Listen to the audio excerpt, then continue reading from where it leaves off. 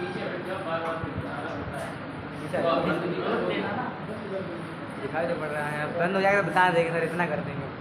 तो बंद नहीं होगा, रोकना रोकना भारतीय संघ की स्थापना की जाएगी तथा नए देखो अब ब्रिटिश भारत व देशी रियासतों के प्रतिनिधि उस निर्वाचनी सभा में संविधान निर्मात्री सभा में शामिल होंगे। और जो प्रांत भारत संघ में शामिल नहीं होना चाहता है वो अपना संविधान अलग निर्माण करे। उन्होंने ये बात इसमें कृष्ण में ये बात कही और वही अधिकार उन्होंने प्रांत को दिया और वही देशी रियासतों को दिया। ताकि जो रियासत भारत में नहीं शामिल, संघ में शामिल नहीं होना चाहती है, वो अपना अलग संविधान निर्माण कर ले और उसको वही अधिकार उसको भी दे दिए जाएंगे। दूसरी बात कही थी अल्पसंख्यकों के हितों की पूर्ण सुरक्षा की जाएगी। ये बात पाकिस्तान के उत्पन्न होने की संभावना जाहिर की जाती है कि उन्होंने कहा अल्पसंख्यकों के हितों की पूर्ण सुरक्षा का दायित्व या सुरक्षा की जाएगी। और चौथी बात यही कि यह समस्त व्यवस्थाएं लागू होने तक भारत की सुरक्षा का दायित्व ब्रिटेन पर। ये बात कही थी। और गवर्नर जनरल की जो शक्तियां हैं वो यथावत रहेगी जैसी की तैसी। कार्यकारी परिषद जो है उसमें भारतीय जनता के मुख्य वर्ग ही शामिल होंगे, सभी वर्ग नहीं शामिल होंगे। कांग्रेस तथा मुस्लिम लीग दोनों ने इस प्रस्ताव को क्या कर दिया था, अस्वीकार कर दिया और इसी बात को अस्वीकार करके कहा और इसे कहा ये भविष्य का वादा करार दिया था। भारतीय और मुस्लिम लीग ने दोनों ने इसे भविष्य का करार या भविष्य का वादा करार दिया। इसी को गांधी, उसी को जवाहरलाल नेहरू, देखो इसलिए भारत भेजे गए कि वो जवाहरलाल नेहरू के प्रिय मित्र। उसी बात को जवाहरलाल नेहरू ने कहा जब जवाहरलाल नेहरू का कहा कि जब मैंने पहली बार इस प्रस्ताव को पढ़ा तो मुझे मायूसी उत्पन्न हुई, मतलब वो मायूसी उत्पन्न हुई और कहा कि मेरे जो दोस्त हैं, मेरे दोस्त कृत शैतान के वकील बन गए, मेरे दोस्त शैतान के वकील बनकर के आए हैं, ये व्यवस्था ये ठीक नहीं है। अच्छा, इसी बात को गांधी जी ने कहा पोस्ट डेटेड चेक, मतलब उत्तर दिनांकित चेक। तो इसी को संशोधन करते हुए जवाहरलाल नेहरू ने कहा बापूजी खाली ये उत्तर दिनांकित चेक ही नहीं है, ये चेक उस बैंक का है जो इसका बैंक ही डूबने वाला है। तो इसी को हम अपने ऐसे शब्द में कहें, नेहरू ने इसे दिवालिया बैंक का चेक कहा या ऐसा चेक जिसका बैंक डूबने वाला है, ऐसे भी कह सकते हैं। जैसे भी आपको ये बात कृत प्रस्ताव में कही गई, जब स्वराज की मांग को नहीं माना गया तब भारत छोड़ो आंदोलन चलता है। कैसे क्या, पहले डालो कृत मिशन, जो मैंने बताया वही आपको कि ये कृत मिशन 1942, कृत मिशन 1942, उसमें देखिए द्वितीय विश्व युद्ध 1939 से 45, द्वितीय विश्व युद्ध 1939 से 45 ब्रैकेट के अंदर लिखना। के दौरान मित्र राष्ट्रों ने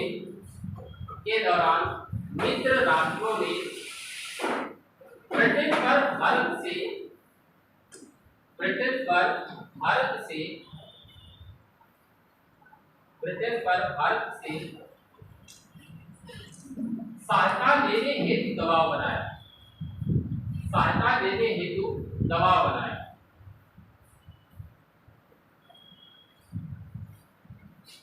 अगला डाल देना, ब्रिटेन के प्रधानमंत्री कौन है, विंस्टन चर्चिल।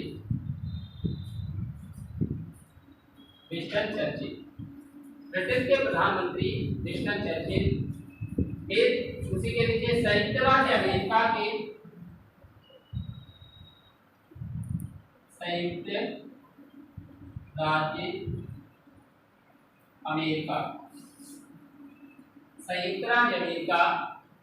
के राष्ट्रपति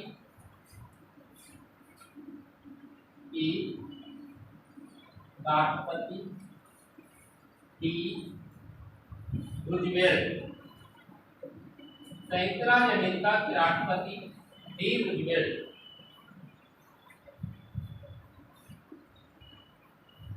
चीन के उस समय कौन है?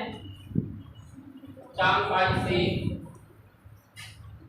चांग पाई शेक।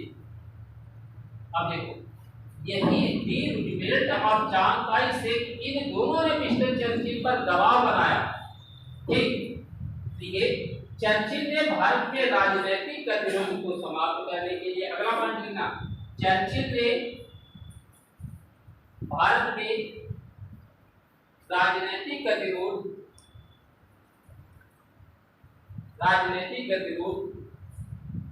समाप्त करने के लिए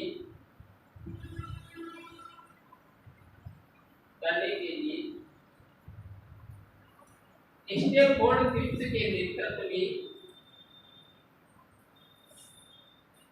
नेतृत्व में एक आयोग भारत भेजा।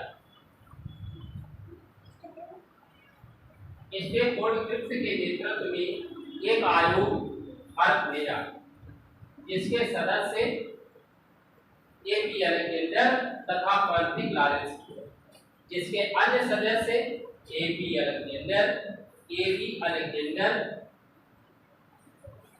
तथा sir Frederick Lawrence. AP Alexander, sir Frederick Lawrence, हाँ AP Alexander.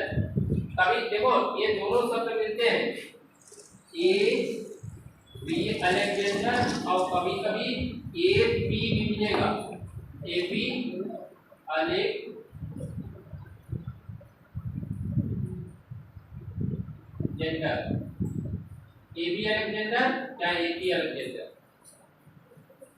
A P Alexander ए।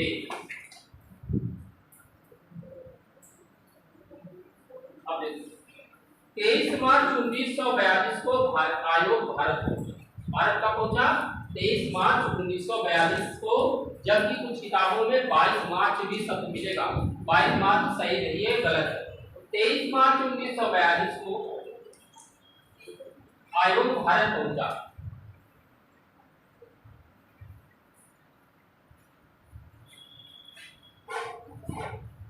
तथा विभिन्न नेताओं से संपर्क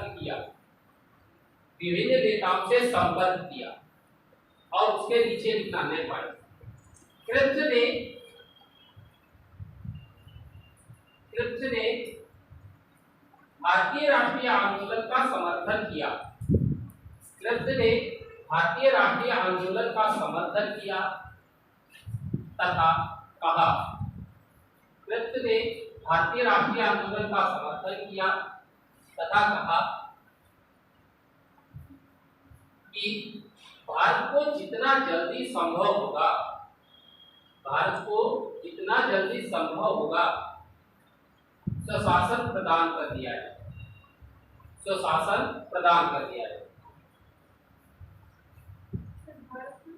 जितना जल्दी संभव होगा स्वशासन प्रदान कर दिया है। एक शब्द देखो, हम ये बात लिख रहे हैं, थोड़ा ये आपकी किताबों में कम मिल सकता है। 25 मार्च 1942 को क्रिप्स ने अपना प्रस्ताव भारतीय नेताओं के सम्मुख रखा।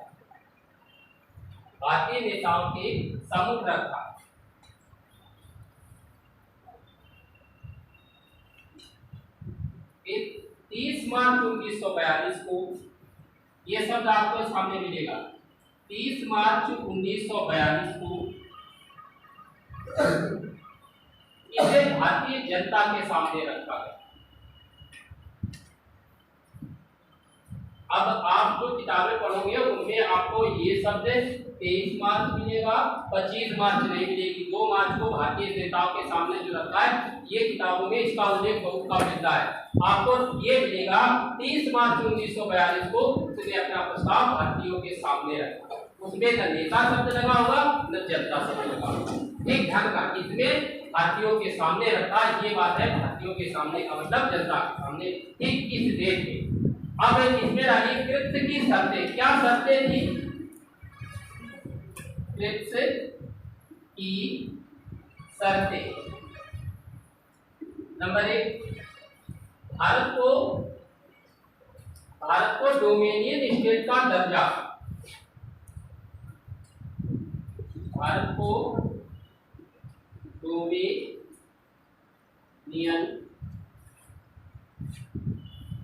राज्य का दर्जा। कृत्य ने अपनी शर्तें रखी, भारत को डोमिनियन स्टेट का दर्जा, डोमिनियन स्टेट शब्द लिख दीजिए चाहे राज्य एक ही बात, स्टेट का दर्जा। नंबर 2, भारतीय संघ की स्थापना, भारतीय संघ की स्थापना या संघ विदेशी मामलों में स्वतंत्र होगा, या संघ विदेशी मामलों में स्वतंत्र होगा, विदेशी मामलों में स्वतंत्र होगा। नंबर 3, युद्ध समाप्त होने के बाद नए संविधान के निर्माण हेतु, नए संविधान के निर्माण हेतु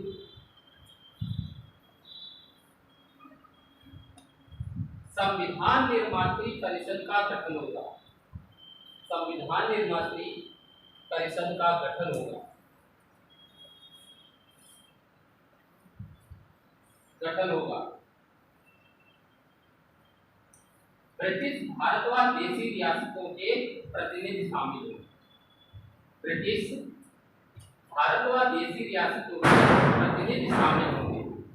ठीक, और इसी में अगला पॉइंट लिखो, जो प्रांत भारतीय संघ में शामिल होना नहीं चाहते, जो प्रांत भारतीय संघ में शामिल होना नहीं चाहते वह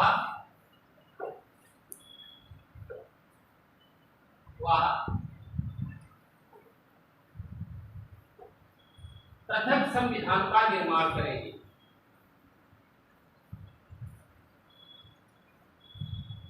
यही अधिकार देशी रियासतों को प्रदान किया गया, यही अधिकार देशी रियासतों को प्रदान किया गया।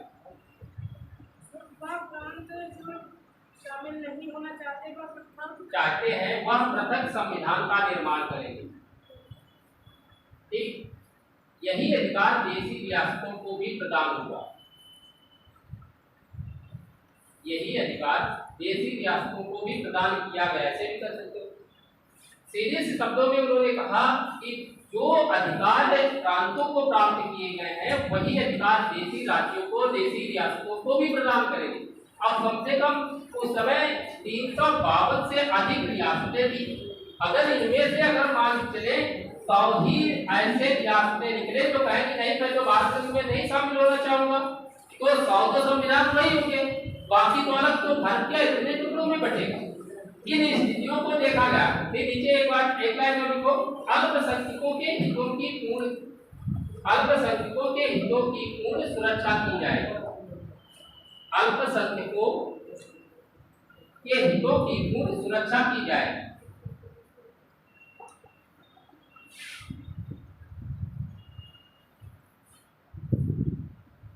अब देखिए यहीं पर नोट करके लिख लेना, अगर कभी कभी ये पूछा गया है, अधिकतर भी, कभी कभी भी और अधिकतर भी, दोनों में अंतर है और दोनों में अंतर नहीं भी है।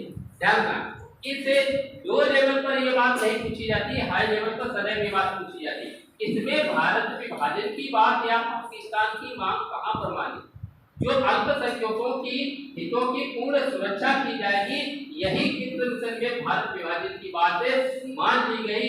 ये पाक विभाजन की ओर संकेत करती है। चाहो तो नोट करके बात लिख लीजिए, कृत्य मिशन में भारत विभाजन की बात मान ली गई, बात मान ली गई। उक्त बातें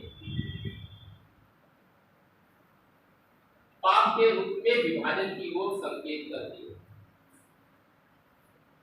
पाप के रूप में विभाजन की ओर संकेत करती है।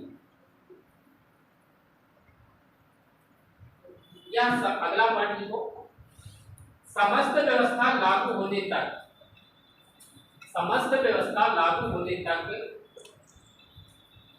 भारत की सुरक्षा का दायित्व ब्रिटेन पर होगा। ये भी देखो ट्रुथ ने कहा था,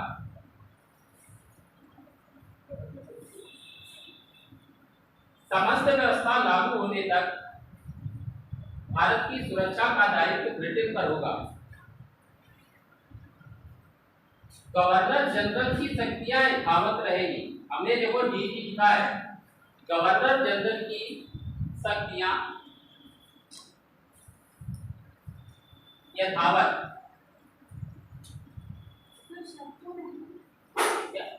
शब्दों में है, सब लिख रहे हैं। फिर कार्यकारी परिषद का गठन, अगला पॉइंट लिखना, कार्यकारी परिषद का गठन जिसमें भारतीय जनता के मुख्य वर्ग शामिल होंगे, जिसमें भारतीय जनता के मुख्य वर्ग शामिल हो जाएंगे।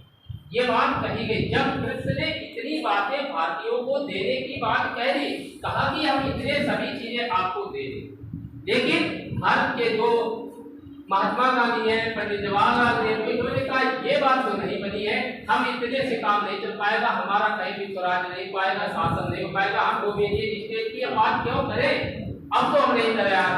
इसी बात के लिए बातें बढ़ती गई और इस लोगों ने क्या किया, कांग्रेस और मुस्लिम लीग ने भी इसे इनकार कर दिया। ये बात नीचे लिखो, कांग्रेस और मुस्लिम लीग ने कृष्ण मिशन प्रस्ताव को अस्वीकार कर दिया। कांग्रेस तथा मुस्लिम लीग दोनों ने प्रस्ताव को अस्वीकार कर दिया। कांग्रेस तथा मुस्लिम लीग ने प्रस्ताव को अस्वीकार कर दिया। अब देखो यहीं पर ये महात्मा गांधी का कोटेशन, ठीक, और इसको अंडरलाइन कर लेना, इस कोटेशन को। इसमें ये नेहरू ने कहा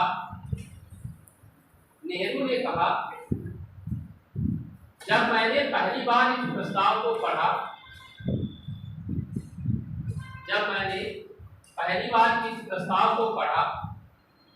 तो मायूसी हाथ लगी।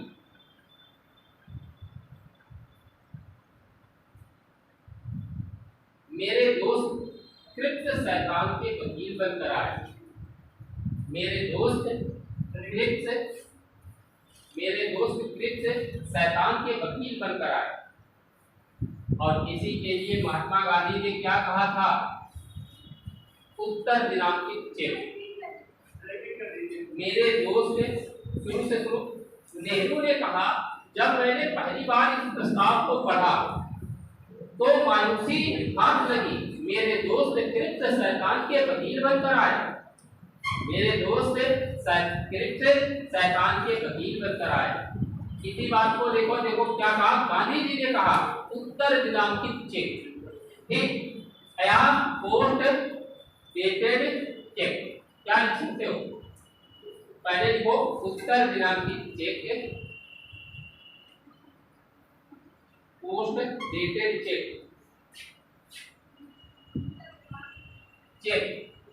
अब ब्रैकेट में लो पोस्ट डेटेड चेक था, क्या चेक की संज्ञा दी। नेहरू जी ने कहा कि नहीं बाबूजी, आप ऐसा मत सोचो कि केवल ये उत्तर दिनांकित चेक ही है, अरे ये तो ऐसा चेक है जिसका बैंक ही डूबने वाला है, ठीक। इसमें लिखिए नेहरू ने इसे दिवालिया बैंक का चेक कहा, और या ऐसे भी कह सकते हो वह या ऐसा एक चेक है जिसका बैंक डूबने वाला, ठीक। जो शब्दों में देखो परीक्षा में हम सभी शब्द तो यहाँ से सब नहीं छाप सकते, जो मेन है वो आपको बता दे रहे, दोनों बात एक ही है। नेहरू ने इसे दिवालिया बैंक का चेक कहा, लेकिन इतना ध्यान रखना उन्होंने केवल चेक को ऐसा बताया उत्तर दिनांकित, मतलब ऐसा चेक है जिसकी तिथि निकल चुकी है, अब वो चेक ही एक्सपायर है। कृप्त मिशन के लिए ऐसा कहा, लेकिन इसी बात को जवाहरलाल नेहरू ने बढ़ा करके कहा बापू जी ऐसा नहीं है, वो तो ऐसा चेक है जिसका बैंक ही डूबने वाला। आप तो इसकी थोड़ी सी बात करते हैं, जब इनकी बातों की शर्तों को दोनों लोगों ने अस्वीकार कर दिया। अस्वीकार करने के बाद जब गतिरोध बढ़ता गया, जब कृत्य मिशन की असफलता के बाद, हमारी बात सुनना, कृत्य मिशन की असफलता के बाद गांधी जी को लगा कि अब हमें किसी भी हालत में ऐसे अनुनय विनय करने से भारत को स्वतंत्रता नहीं मिलेगी। ठीक, अगर हम भारत में अनुनय विनय कर रहे और ऐसे स्वतंत्रता हमें नहीं मिल सकती है, ये बात गांधी जी समझ गए। तब उस समय अंग्रेज भी भारत, अगर एक चीज और बता दें, उस समय जापान जो है, ये देखो भारत में ब्रिटेन का है, तो ब्रिटेन के नाते से जापान क्या भारत पर आक्रमण कर सकता है? कर सकता है। उसी समय महात्मा गांधी ने कहा था कि अंग्रेजों भारत छोड़ दो, भारत को कहो कि अंग्रेज भारत छोड़ दो, लेकिन इसे व्यवस्थित छोड़ो, जापानियों के भारतीयों के लिए छोड़ो, न कि जापानियों के लिए। अगर जापान ने हमला कर दिया, अंग्रेजों को भगा दिया, तो जापान की गुलाम हो जाएंगे। उनका कहना ये था जब ये बात कही, लेकिन ये बात उन्होंने, गांधी जी ने जब इन्हें अंग्रेजी सत्ता को वापस भारत से हटाने की मांग पर अड़े रहे, 5 जुलाई 1942 को हरिजन क्या है पत्रिका, उस पत्रिका में इन्होंने क्या लिखवाया, और उसमें लिखा अंग्रेजों भारत को जापान के लिए मत छोड़ो, बल्कि भारतीयों के लिए व्यवस्थित छोड़ जाओ। यदि व्यवस्थित ना छोड़ सके, संभव ना हो, तो अराजकता के भंवर में ही हमको छोड़ दो, और अराजकता के भंवर में यदि नहीं छोड़ सकते हो तो मुझे जैसा, मतलब जैसी स्थितियां हैं वैसे आप छोड़ करके तुरंत चले जाओ। 7 जून 1942 को गांधी जी ने एक सभा में कहा कि हमें आजादी के लिए लड़ना होगा, ये आजादी आकाश से नहीं मिलेगी, हमें लड़ना ही अपने आप ही होगा। कृत्य की असफलता को देख करके और गांधी ने जन भावना को देख करके प्रत्यक्ष कार्रवाई करने का संकल्प। अब देखो यहीं पर एक बात आती है कि अंग्रेज जाने के लिए अगर तैयार हो जाए, जाने के लिए तैयार हो जाए, महात्मा गांधी और जवाहरलाल नेहरू के बीच पर यही सामंजस्य एक नहीं था। अंग्रेजों ने कहा कि हम अभी छोड़ के चले जाएं, तो जवाहरलाल नेहरू ने कहा कि अगर अभी अंग्रेज ऐसे सीधे प्रशासन की व्यवस्था जो सब देकर के चले जाएं, तो पूरे भारत में अराजकता फैल जाएगी, आप तो ऐसे नहीं जा सकते हो। तो जबकि महात्मा गांधी कहते थे कि आप जैसे अभी तुरंत चले जाओ, और जबकि वो इस बात पर राजी नहीं थे जवाहरलाल नेहरू की अगर अराजकता फैल जाएगी, इसकी जिम्मेदारी कौन लेगा, क्या होगा, हम कैसे व्यवस्थित कर पाएंगे। इस दौरान इन लोगों के बीच मतभेद और कांग्रेस में चल रही थी उस समय जवाहरलाल नेहरू। तब इन्होंने कहा था कि गांधी जी ने कहा था मैं कांग्रेस से भी बड़ा है, मैं बालू की मिट्टी, या ऐसे कहें, हाँ, मैं देश की बालू से ही ऐसा आंदोलन खड़ा कर दूंगा जो कांग्रेस से भी बड़ा हो। ऐसी बात इन्होंने कही थी। और ये कब बात कही थी, ये वर्धा प्रस्ताव होता है, वर्धा योजना 14 जुलाई 1942 को जब कांग्रेस का सम्मेलन हुआ था, वहां पर की ये बात है। तब इन्होंने कहा था मैं देश की बालू से भी ऐसा आंदोलन खड़ा कर दूंगा जो कांग्रेस से भी बड़ा हो। ये बात जब कही गई, तब देखिए जब 7 जुलाई 1942 को वर्धा की कार्य समिति में मौलाना अबुल कलाम आजाद, जवाहरलाल नेहरू, सरस्वती नायडू, अन्य नेताओं ने जब मिलकर के भारत छोड़ो आंदोलन का प्रस्ताव पारित करवाया, यही बात थोड़ी पहले बता, पहले भारत छोड़ो आंदोलन।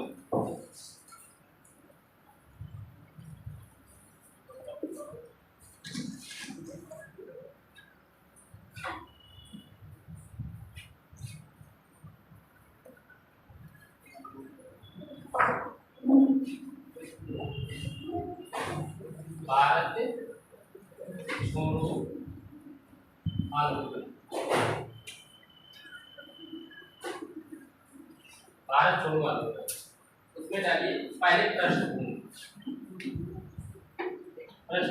कैसे क्या बनी है इसकी पृष्ठभूमि, उसमें डालिए कृष्ण मिशन की असफलता के बाद,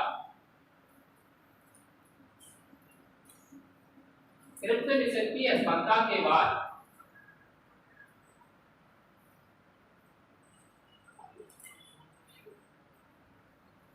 युद्ध की आड़ में सरकार ने युद्ध की आड़ में सरकार ने वाली सही है।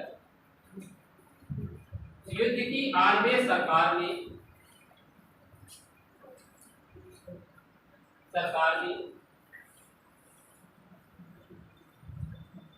शांतिपूर्ण भारतीय राजनीतिक गतिविधियों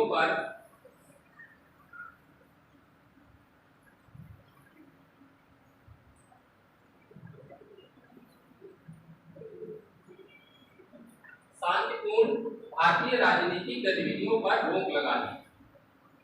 जब कीर्तन मिशन की सफलता हो गई तो सरकार ने उधर जो किसी भी युद्ध चल रहा था उसी की आड़ में क्या किया कि शांतिपूर्वक घटना प्रदर्शन होने की बात होती थी, आंदोलन चलने की बात होती थी, उस सब पर रोक लगा दी। और रोक लगाने पर ही बातें और बढ़ जाती। ये दे रहे देखो, गांधी ने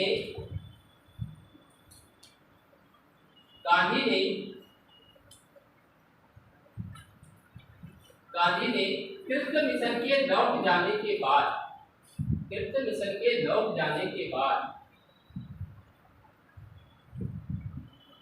कांग्रेस कार्य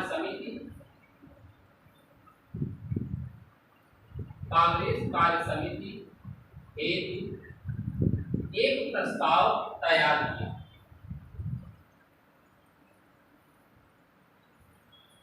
जहां पर हमने लिखा है प्रस्ताव,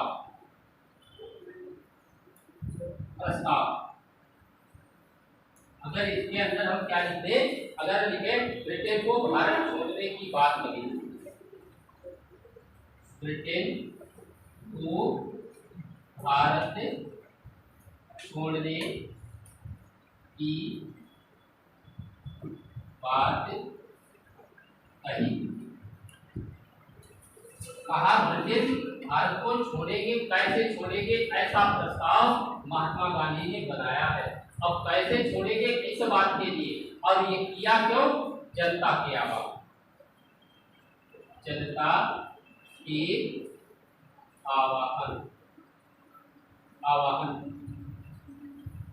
जनता के आवाहन पर इन्होंने ऐसा प्रस्ताव दिया।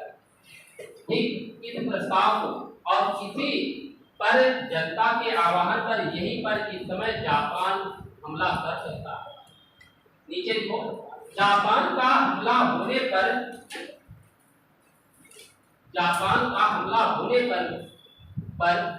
ही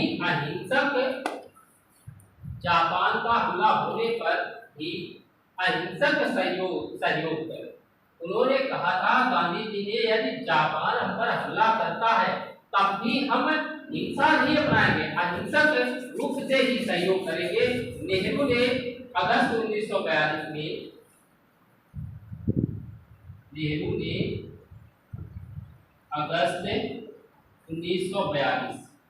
अगस्त 1942 तक इसके विरोध में रहे,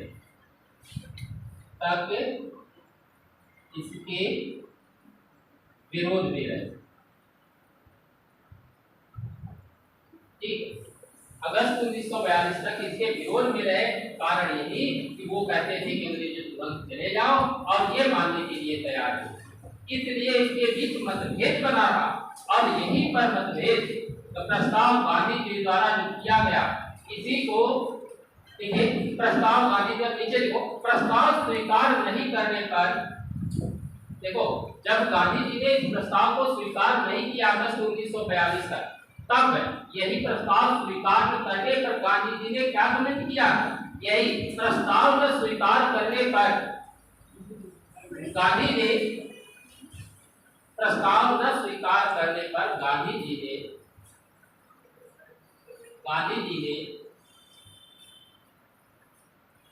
कांग्रेस को चुनौती दी,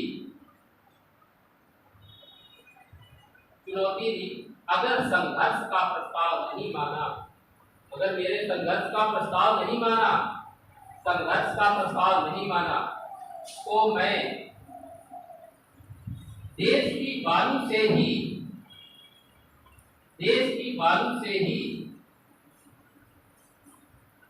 कांग्रेस से बड़ा आंदोलन खड़ा करूंगा, कांग्रेस से भी बड़ा आंदोलन खड़ा करूंगा, ऐसी बात उन्होंने कही। जब कांग्रेस ने बड़े आंदोलन के खड़े करने की बात कही, जहां तक जवाहरलाल नेहरू और गांधी जी के बीच मतभेद रहा, लेकिन जो वर्धा की बात करें 7 जुलाई 1942, 7 जुलाई से 14 जुलाई तक वर्धा में एक क्या हुआ था, सम्मेलन हुआ। हम सिर्फ इस डेट की आपसे बात कर रहे हैं, ठीक। सम्मेलन हुआ 7 दिन और हम बात करेंगे आपसे केवल एक दिन। लीजिए 14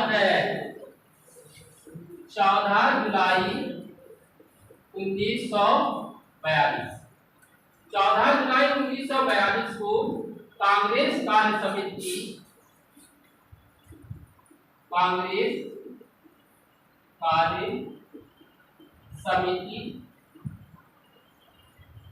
समिति की बैठक, कांग्रेस कार्य समिति वर्धा, ऐसे वर्धा कहाँ पड़ता है, महाराष्ट्र, हाँ महाराष्ट्र, वर्धा में बैठक हुई, वर्धा में बैठक हुई और यह प्रस्ताव स्वीकार कर दिया, यह प्रस्ताव स्वीकार कर दिया। कौन सा प्रस्ताव, जो गांधी जी ने अंग्रेजों को छोड़ने के लिए बनाया, भारत छोड़कर, ठीक, यह प्रस्ताव स्वीकार कर दिया। उधर एक समय की बात हमने बताया था, सविनय अवज्ञा आंदोलन देशवाई, कोई बता सकता है, सविनय अवज्ञा आंदोलन देशवाई, अच्छा बताओ, तिलक की मृत्यु कब हुई, 1 अगस्त 1920। उस समय कौन सा आंदोलन सुनने को था, असहयोग आंदोलन उसी डेट में स्टार्ट हुई, लेकिन जब उनकी मृत्यु हो गई थी, असहयोग आंदोलन 1 अगस्त 1920 को चलने के लिए तैयारी में था, ये डेट निश्चित कर दी गई। लेकिन जब तिलक की मृत्यु हो गई थी, जब तिलक जी की मृत्यु हो जाने के कारण शोक सभाएं, हड़तालें, ये सब किया गया था, लेकिन क्या असहयोग आंदोलन प्रारंभ किया गया, उस दिन असहयोग आंदोलन नहीं प्रारंभ किया। यहीं पर 1 अगस्त 1942 का समय, 1 अगस्त 1942 को क्या मनाया गया, तिलक दिवस। यहीं पर एक बात लीजिए, 1 अगस्त 1942 को इलाहाबाद में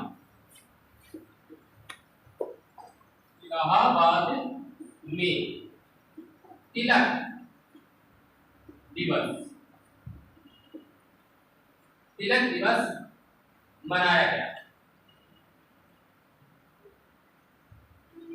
तिलक दिवस मनाया गया। इसी दिन से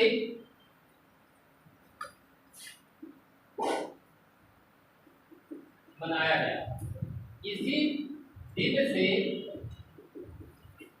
दिन से यह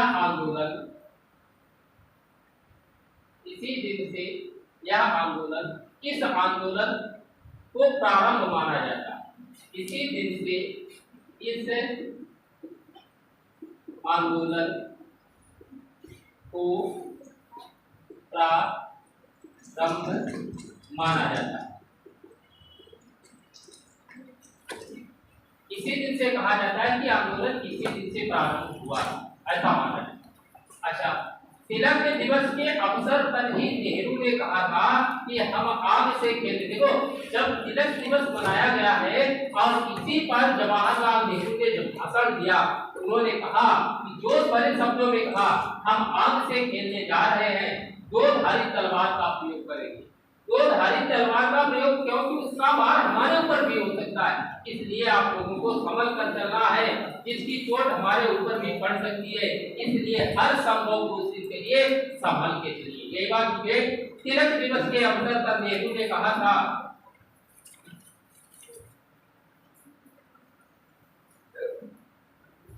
तिलक दिवस पर नेहरू ने कहा था, हम आग से खेलने जा रहे हैं, हम आग से खेलने जा रहे हैं,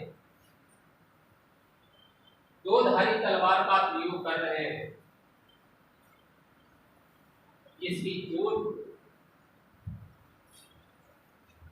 इसकी चोट उल्टी हमारे ऊपर भी पड़ सकती है, उल्टी हमारे ऊपर भी पड़ सकती है।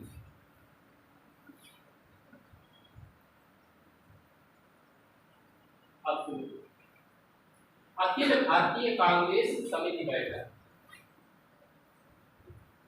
अखिल भारतीय कांग्रेस समिति बैठक।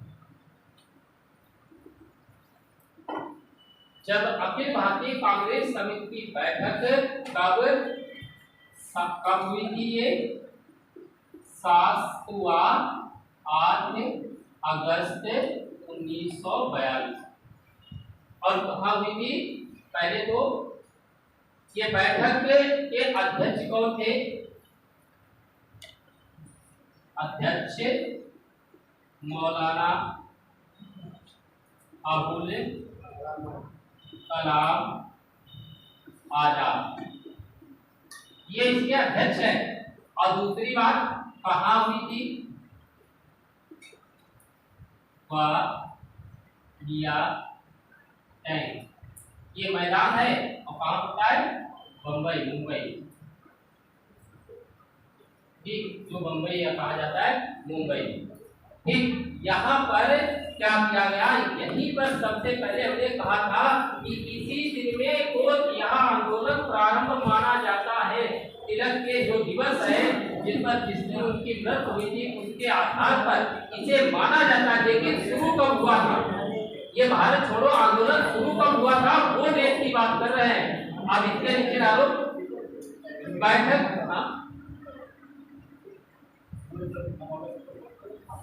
देखो ये दिक्कत ये आती है कि डेटों में कई वजह आ है। हालांकि इसकी डेट कंफर्म करके पहुंची नहीं गई। ग्वालियर टैंक में बैठक होती है, 8 अगस्त तक बात चलती है और 90 दिन से आंदोलन चलेगा, क्योंकि बैठक होने के दौरान आंदोलन नहीं कर पाता है। इसीलिए 7-8 को बैठक हुई और बैठक होने के बाद अगले दिन ये मान लिया जाता है ये कौन सा आंदोलन? भारत छोड़ो आंदोलन की शुरुआत। चले बैठक में भारत छोड़ो आंदोलन का प्रस्ताव नेहरू ने पेश किया। देखो यही भारत छोड़ो आंदोलन के जस्ट विरोधी पहले थे और यही जवाहरलाल नेहरू विरोधी थे। आज के दिन आज क्या कर रहे हैं? आज वही प्रस्ताव पेश कर रहे हैं। देखिए बैठक में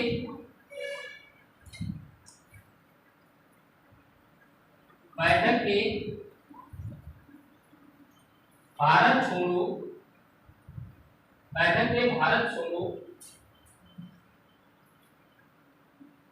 बैठक में अंग्रेज भारत छोड़ो, ऐसे एक शब्द डाले अंग्रेजों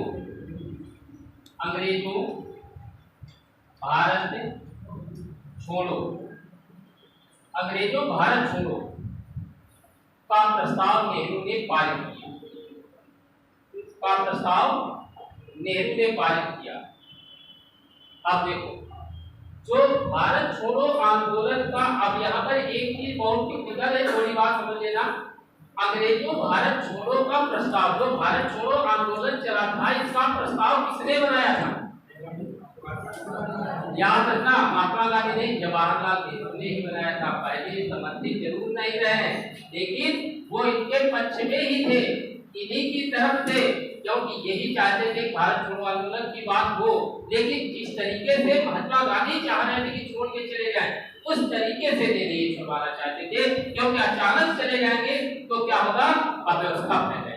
अव्यवस्था फैलने के कारण ये मना कर रहे थे।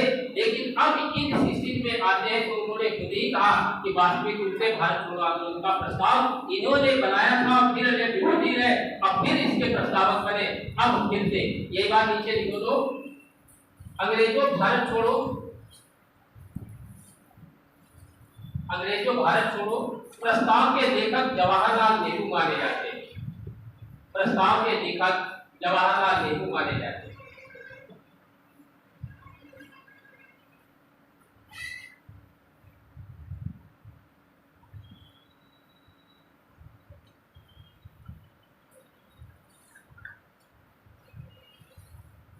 अगस्त 1942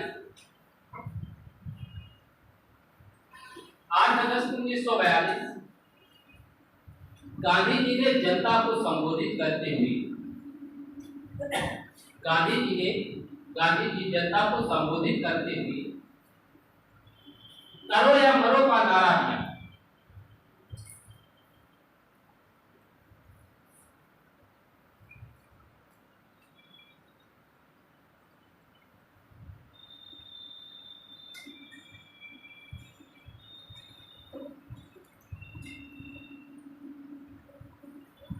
करो या मरो का नारा दिया। एक बात और बता दें, जब सबसे पहले महात्मा गांधी ने भारत छोड़ो आंदोलन प्रस्ताव पेश किया था 14 जुलाई 1942 को वर्धा समिति हुई थी, उसमें जो प्रस्ताव बना था उस प्रस्ताव को लेकर के महात्मा गांधी ने मीराबेन मिस्त्रेट कहा जाता है उसको वायसराय से मिलने के लिए भेजा, कहा कि जाओ वायसराय को दिखा के आओ क्या एक प्रस्ताव सही रहेगा। लेकिन वायसराय ने मिलने से ही मना कर दिया। जब वो वापस आ गई तब उन्होंने कहा ठीक है कोई बात नहीं।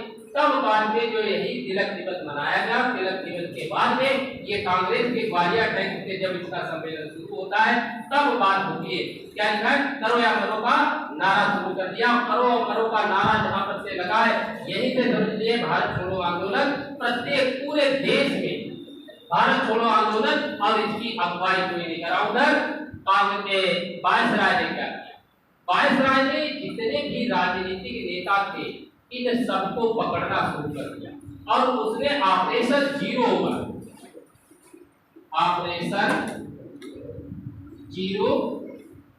ओवर ये ऑपरेशन चलाया और कहा जितने भी राजनीतिक लोग हैं जितने भी नेता ऐसा करते मिले उन्हें सबको पकड़ करके उनको क्या किया, सबको गिरफ्तार कर और ज्यादातर सबको जेल में, जैसे गांधी जी, कस्तूरबा गांधी, सरोजिनी नायडू, महादेव देसाई, इनको आगा खापा में नजरबंद कर दिया गया। वो बाहर कहीं नहीं जा सकते, आंदोलन नहीं चला सकते। नेहरू, गोविंद वल्लभ पंत, पट्टाभी सीतारमैया, आचार्य कृपलानी, प्रफुल्ल चंद्र घोष ये अहमदनगर जेल महाराष्ट्र में बंद रखा और डॉक्टर राजेंद्र प्रसाद को बाकी जेल बिहार पटना एक वहां बंद कर रखा था। ऐसे विभिन्न स्थानों पर जेलों में जब इनको बंद कर रखा था और आपको बता दें जयप्रकाश नारायण जो थे वो हजारीबाग सेंट्रल जेल झारखंड में बंद थे और वो क्या किया, जयप्रकाश नारायण जेल तोड़ करके उन्होंने जेल तोड़ दी और भाग निकले। लेकिन खुले में आंदोलन भी तो नहीं कर सकते हैं, तो जब भागे तो उन्होंने भूमिगत हो गए, छिप करके उन्होंने क्या किया, इस आंदोलन का नेतृत्व। अगर देखा जाए कोई भी नेता इसमें पूर्ण रूप से ये उत्तरदायित्व लेने वाला नहीं है जिसने इस आंदोलन का नेतृत्व किया। पहले डालिए करो या मरो का नारा दिया, उसके नीचे डालो operation zero hour, operation zero hour, hour लिखना होगा, hour, operation zero hour.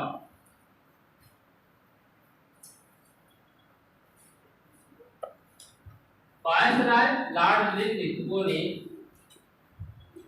Viceroy lord Lithgow ने वायसराय लॉर्ड लिथगो ने आंदोलन का दमन करने हेतु वायसराय लॉर्ड लिथगो ने आंदोलन का दमन करने हेतु इस ऑपरेशन के तहत ऑपरेशन कौन सा, इस ऑपरेशन के तहत 9/8/1942 को सुबह 9/8/1942 को सुबह समस्त कांग्रेस नेताओं को गिरफ्तार कर लिया। सुबह समस्त कांग्रेस नेताओं को गिरफ्तार कर लिया गया।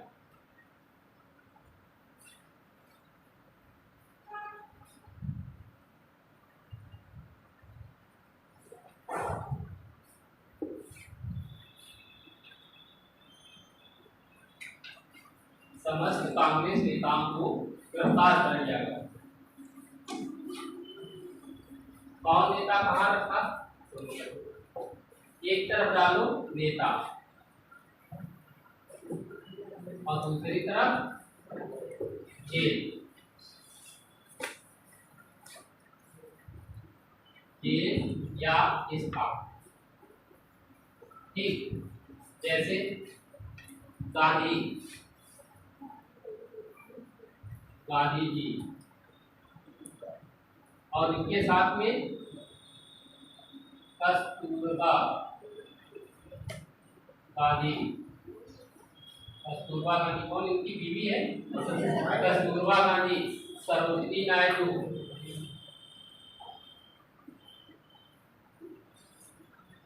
नायडू, सरोजिनी नायडू। और एक लोग और है महादेव देसाई, है तो बहुत सारे लोग। महादेव देसाई, इनको कहाँ रखा, आगा का पैलेस। आगा का पैलेस कहाँ पड़ता है, आगा का पैलेस, पूना, पुणे। इनको नजर बंद, ठीक। आगा का पैलेस में इनको नजर बंद कर।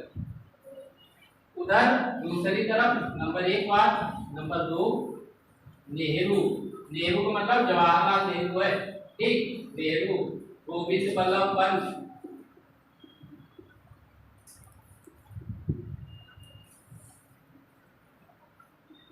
गोविंद बल्लभ पंत, गोविंद बल्लभ पंत। पट्टाभी सीतारमैया,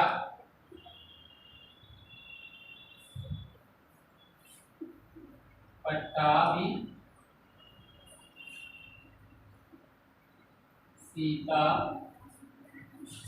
सीतारमैया,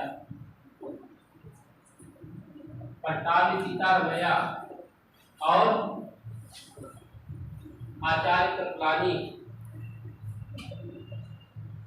आचार्य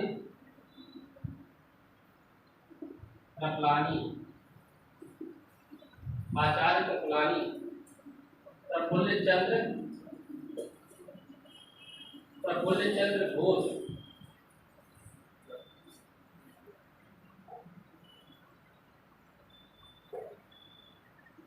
प्रफुल्ल चंद्र घोष।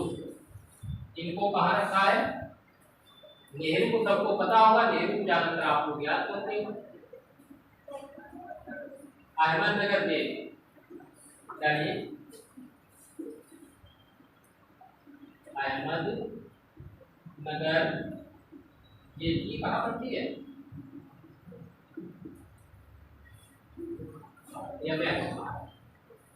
अहमदनगर जेल।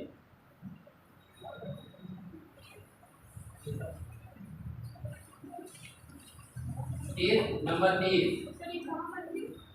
यमेश का मतलब क्या है, महाराष्ट्र, मध्य प्रदेश नहीं, मध्य प्रदेश का एमपी, ठीक। ये जाइए नंबर 3 डॉक्टर राजेंद्र प्रसाद, चलिए डॉक्टर राजेंद्र प्रसाद। ये सब पूछे जाते हैं। बांकीपुर ये कहाँ पड़ता है, पटना, पटना बिहार। बांकीपुर जेल है, ठीक। बांकीपुर जेल पटना बिहार। एक Jayaprakash Narayan, number 4,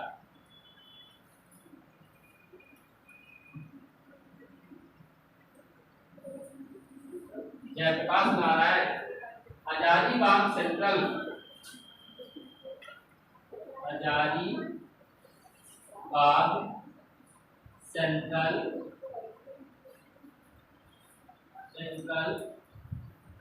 jail, Jharkhand. Hazaribagh central jail, Jharkhand. यहीं पर इंपॉर्टेंट करके लिखो एक बार, जयप्रकाश नारायण जेल तोड़कर आगे।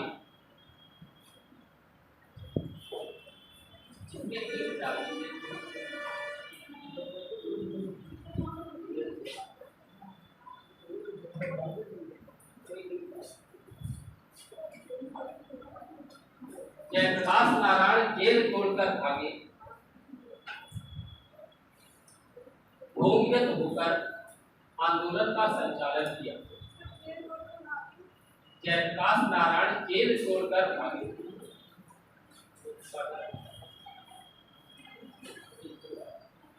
जेल छोड़कर भागे,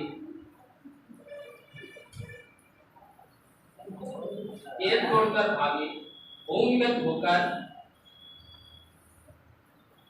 आंदोलन का संचालन किया और आजाद दस्ता का गठन किया, और आजाद दस्ते का गठन किया।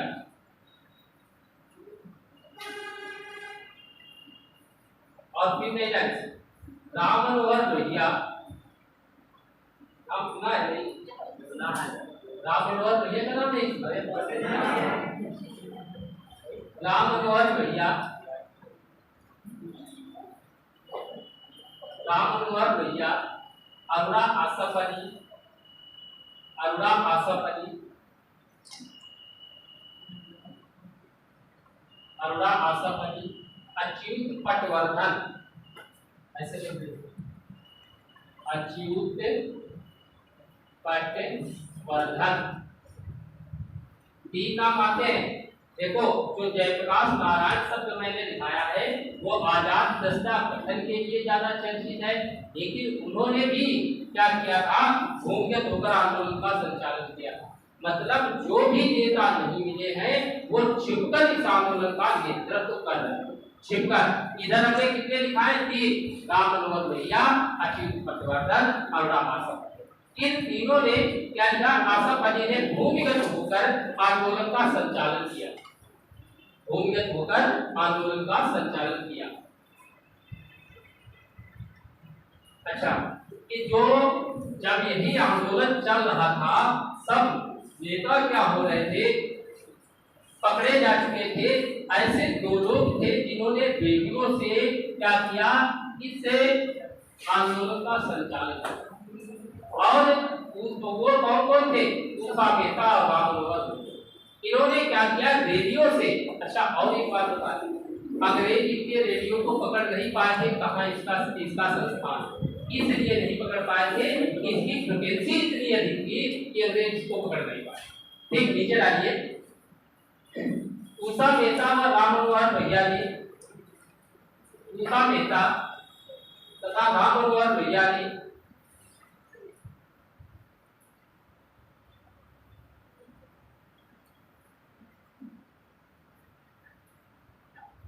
लोहिया ने बम्बई में भूमिगत रेडियो स्टेशन की स्थापना की। स्थापना बम्बई में भूमिगत रेडियो स्टेशन की स्थापना कर आंदोलन का संचालन किया।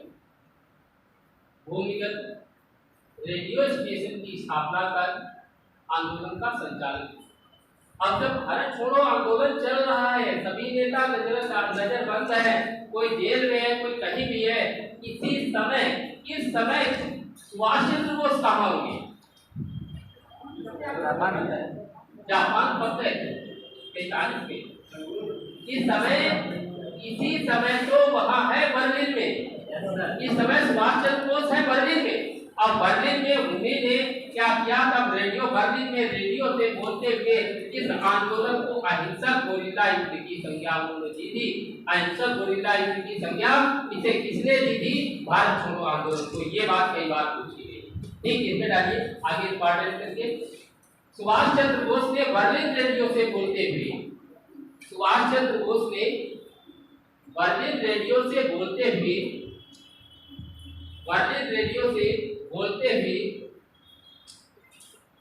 इस आंदोलन को अहिंसक गोरिल्ला युद्ध की संज्ञा दी।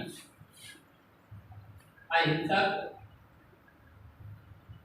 गोरिल्ला युद्ध की संज्ञा दी।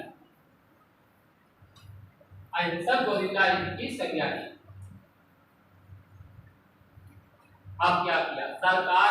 देखो, जब आंदोलन तेजी से चलने लगा तो जो अंग्रेजों की सरकार है उसने फिर से कांग्रेस को क्या कर दिया, गैर कानूनी संस्था घोषित कर दिया और उसकी सारी संपत्तियां हड़प कहने रहेगा बांस बजेगी बांसुरी, कांग्रेस ही नहीं रहेगी, वो है ही नहीं, ऐसे उसने कर दिया। लेकिन उनके कहने से क्या होता है, सरकार ने कांग्रेस को गैर कानूनी संस्था घोषित कर दिया। सरकार ने कांग्रेस को गैर कानूनी संस्था घोषित कर दिया और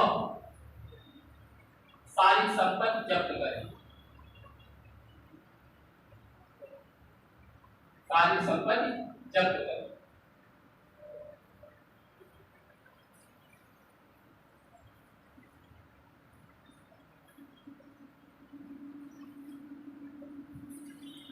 नीचे डालो आंदोलन का स्वरूप, आंदोलन का स्वरूप कैसा था यह, नेतृत्व विहीन या नेतृत्वहीन या नेतृत्व सहित विहीन। देखिए समस्त कांग्रेसी नेताओं को गिरफ्तार किए जाने के बाद, समस्त कांग्रेसी नेताओं को गिरफ्तार किए जाने के बाद, किए जाने के कारण, किए जाने के कारण, किए जाने के कारण कोई भी नेता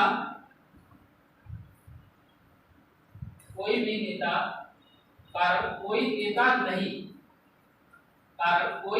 नहीं, अतः इसे नेतृत्व विहीन आंदोलन कहा जाता है, अतः इसे नेतृत्व विहीन आंदोलन कहा जा सकता है, इसे नेतृत्व विहीन आंदोलन कहा जा सकता है, क्योंकि इसका नेतृत्व किसी एक व्यक्ति ने खासतौर पर कर ही नहीं पाया, नेतृत्व विहीन आंदोलन कहा जा सकता है।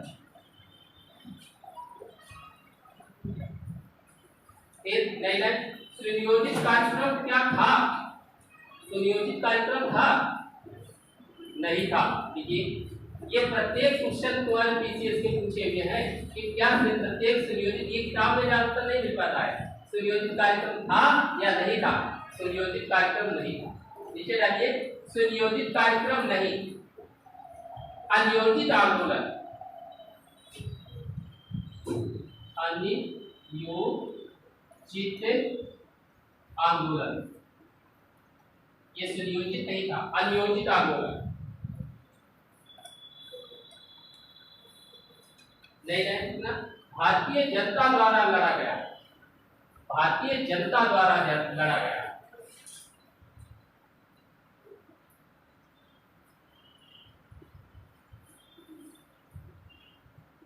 लड़ा गया, भारतीय जनता द्वारा लड़ा गया। जैसे इसमें जन आंदोलन भारतीय जनता द्वारा लड़ा गया, आगे उसी में लिखना जन आंदोलन जन क्रांति कहा जाता है, जन आंदोलन जन क्रांति, जन आंदोलन जन क्रांति, जन क्रांति कहा जाता है। और कब प्रारंभ हुआ, अगस्त से प्रारंभ। क्या इसे अगस्त क्रांति कह सकते हैं, अगस्त क्रांति कहते हैं या नहीं, ध्यान रखना, अगस्त क्रांति कह सकते हैं, अगस्त में प्रारंभ है इसलिए अगस्त क्रांति भी इसका नाम है। अब कहां से शुरू हुआ था, कहां से शुरू हुआ था, बंबई के ग्वालियर टैंक से। देखिए बंबई ग्वालियर टैंक, बंबई ग्वालियर टैंक से प्रारंभ, बंबई ग्वालियर टैंक से प्रारंभ हुआ। और जब ग्वालियर टैंक से प्रारंभ हुआ तब उसका ग्वालियर टैंक का नाम क्या होना चाहिए, अगस्त क्रांति मैदान, इसका नाम रखा गया है अगस्त क्रांति मैदान। अगस्त क्रांति मैदान। इसी को हम अगस्त क्रांति मैदान भी कहते हैं। इसे के नीचे देखो, अहमदाबाद की मिलों में इसी अगस्त क्रांति के समय में या कौन सा आंदोलन चल रहा है? भारत छोड़ो आंदोलन। भारत छोड़ो आंदोलन के दौरान ही जो अहमदाबाद की मिलें हैं उनमें 3 महीने तक हड़ताल रही, मजदूरों ने काम करना बंद कर दिया। ठीक इसे भारत का स्टालिनग्राड भी कहा जाता है। ठीक, इसमें देखो, अहमदाबाद की मिलों में 3 महीने तक, अहमदाबाद की मिलों में क्या मेक्सिको ने पूरा करवा पाएगा? चलो इसके चलो, अहमदाबाद की मिलों में 3 महीने तक हड़ताल रही, 3 महीने तक हड़ताल रही, मजदूरों ने काम करना बंद कर दिया, मजदूरों ने काम करना बंद कर दिया। अतः इसे भारत का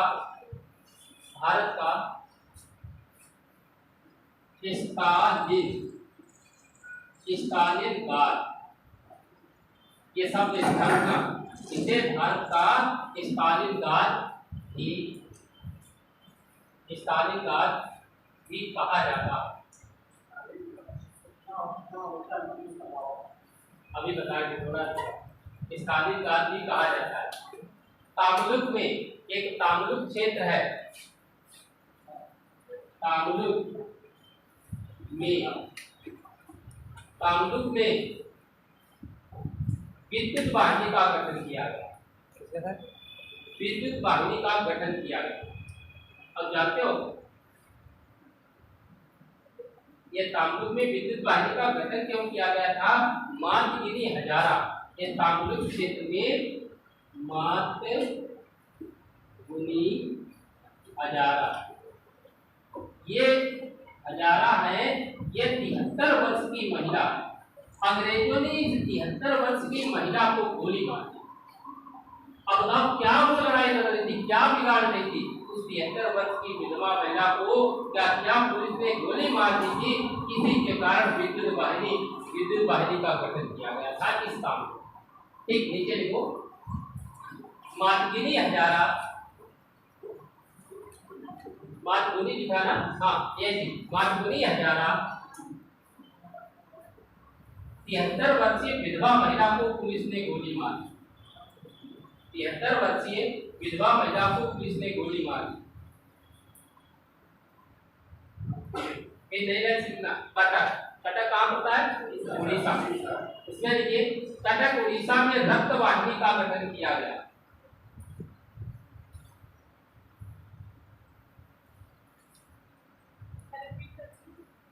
कटक में रक्त वाहिनी का गठन किया गया। फिर अगला पॉइंट, आंदोलन का नेतृत्व युवा हाथों में था। भाई देखो, ये भारत छोड़ो आंदोलन का नेतृत्व जो है वो ज्यादातर युवा नेता ही कर रहे थे ना। आंदोलन का नेतृत्व युवा हाथों में था, युवा हाथों में था। जैसे करके सरकारी भवनों को तोड़ा, सरकारी भवनों को भी तोड़ा। देखो, भारत छोड़ो आंदोलन में ये सब हुआ है। सरकारी भवनों को तोड़ा, पुल गिराए, रेल पटरियां उखाड़ी। इसमें पुल भी गिराए गए थे, रेल पटरियां। बहुत सारे पुल आपने देखे होंगे, पुराने जो बने हैं उनको गिरा हुआ, टूटा हुआ, वैसे इसी के दौरान पुल गिराए, रेल पटरियां उखाड़ी। इस आंदोलन में महिलाओं ने विशेष सहयोग किया।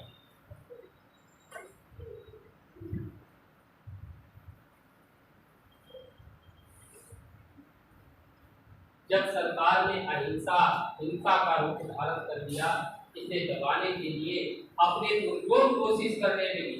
अब देखो, जब दमनात्मक क्या कर रही सरकार, इसको दमन करने में पुरजोर कोशिश करेगी ना।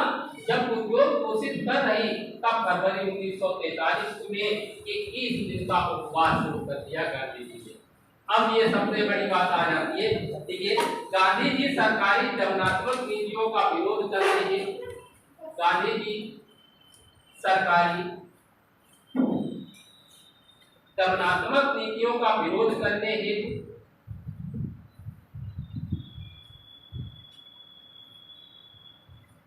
करने हेतु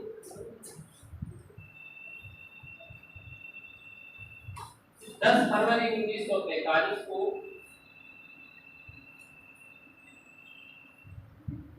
जेल में ही 21 दिन का उपवास प्रारंभ किया। जब गांधी जी ने 21 दिन का उपवास शुरू कर दिया कमजोरी हालत में, तब सरकार अंतरिम सरकार के गठन की तैयारी की। जब उन्होंने उपवास करना, हालांकि उनको गांधी जी से कोई फर्क नहीं था, लेकिन तब उन्होंने क्या किया, अंतरिम सरकार की तैयारी। इसी आगे लिख लीजिए, सरकार अंतिम सरकार की तैयारी में हुई। लेकिन जब उन्होंने देखा गांधी जी पर कोई ध्यान नहीं दिया, तब गांधी जी ने उपवास तोड़ दिया। पहले ही कहा कि इस समय हमारी जरूरत है भारतीयों की, इसलिए हम यहाँ पर मर नहीं सकते। देखिए, गांधी ने यह कहते हुए उपवास तोड़ा कि मेरे देश को मेरी जरूरत है। क्या गांधी ने यह कहते हुए उपवास तोड़ा कि मेरे देश को मेरी जरूरत है।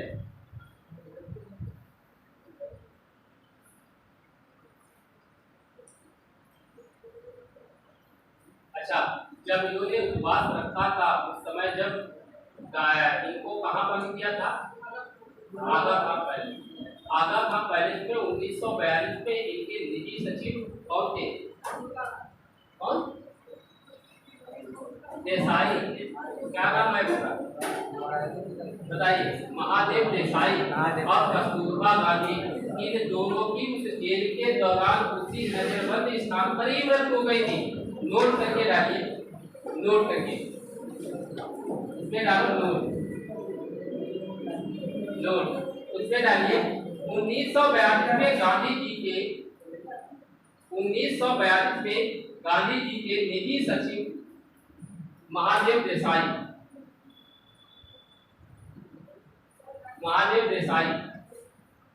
1944 में पत्नी कस्तूरबा गांधी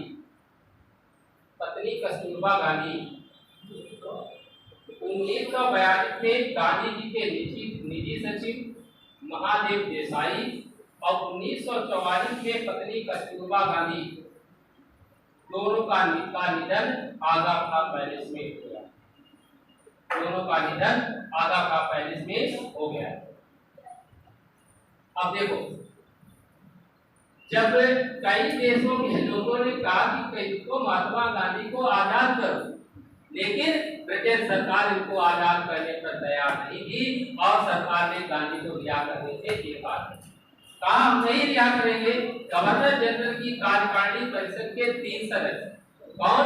एक HP मोदी, MH आर्य और NR सरकार, इन तीनों ने क्या किया था, वायसराय की कार्यकारिणी परिषद में भारत छोड़ो आंदोलन के दौरान त्यागपत्र दे दिया। और त्यागपत्र देने के बाद 6 मई 1944 को लॉर्ड मेलबोर्न ने गांधी जी को रिहा ही कर दिया, जब अंतरराष्ट्रीय स्तर से दबाव बनाया गया। एक बात और बता दें, यहाँ पर वहाँ के प्रधानमंत्री हैं, कहाँ के? ब्रिटेन के प्रधानमंत्री चर्चिल ने कहा कि जब हम दुनिया में हर जगह जीत रहे हैं, जब लोगों ने जवाब डाला कि गांधी जी को छोड़ दो, तब मिस्टर चर्चिल ने ही ऐसे शब्द कहे थे कि जब हम दुनिया में हर जगह जीत रहे हैं, तब ऐसे वक्त में इस कमबख्त बुड्ढे के सामने कैसे जीत सकते हैं जो दशकों से हमारा दुश्मन है। वो कह रहा कि वो कुछ नहीं करता, लड़ता है झगड़ता कुछ नहीं, उससे कैसे हार मांगे। उसे छोड़ने के लिए बात आई थी, तब बात कही गई जब अंतरराष्ट्रीय स्तर पर बहुत अत्यधिक दबाव बना, तब अंततः गांधी जी को छोड़ना ही पड़ा। यही बात थोड़ी लिखो, क्या थके हो?